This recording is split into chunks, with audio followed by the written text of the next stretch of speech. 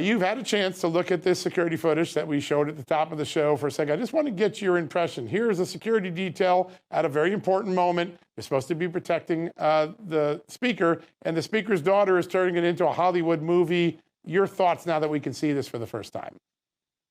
Yeah, this is so much what Nancy Pelosi is all about. It's all about creating a movie script. It's all about power, abuse of power, actually, with Nancy Pelosi. She does whatever she wants. And all this nonsense about, oh, January 6th, she was so threatened. Well, she's so threatened that and rushing out of the building that her daughter is filming her. This is just, everything is a made-for-TV movie and is about fundraising and it's about power.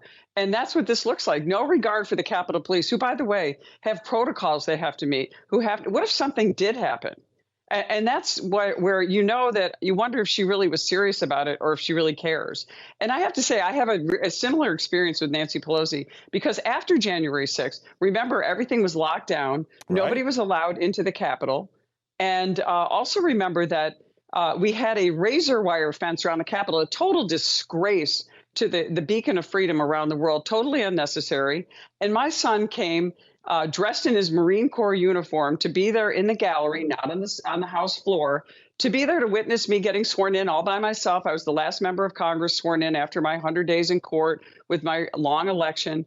And Nancy Pelosi, after many communications between my staff and between her staff, the constant refrain was, your son is a security risk. We cannot let him in the chamber. Now, remember, they created a so-called, what I call the penalty box. It was like this plexiglass box to put Gwen Moore in because she was COVID positive. But they let her in the chamber because she had to vote for Nancy Pelosi for speaker. Never once did she sit in this so-called COVID safe insulated room. And so my son, who is an active duty Marine, was not allowed to stand there and be with me when I got sworn into Congress as the only person in the room, other than the staff that is on the dais in the front of the room. So this is a classic case of abuse of power. Why did she do it? Because she can. And later on, she blamed the Sergeant at Arms, because I went public with it because it was inexcusable. She went and blamed the Sergeant at Arms and said, oh, this was about COVID. It had nothing to do with COVID. All of the communications were about my son, an active duty Marine who swore on an oath, just like we did, to uphold our Constitution, to protect and serve and keep us safe, was denied access just because Nancy Pelosi could do it. That's all it's about here with her.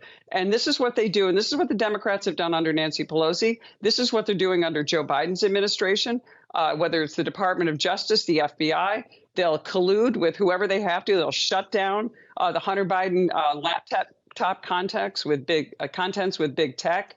They're going to, suppress evidence as much as they can. They're going to turn whistleblowers off of the FBI inquiry into Hunter Biden. I mean, all this is happening because the Democrats are abusing power, and yet we as Republicans need to be able to convey this to the American people, and we also need to find a way to win elections so that we can take power, take back the credibility of these venerable institutions that have been just completely sullied under the Democrats.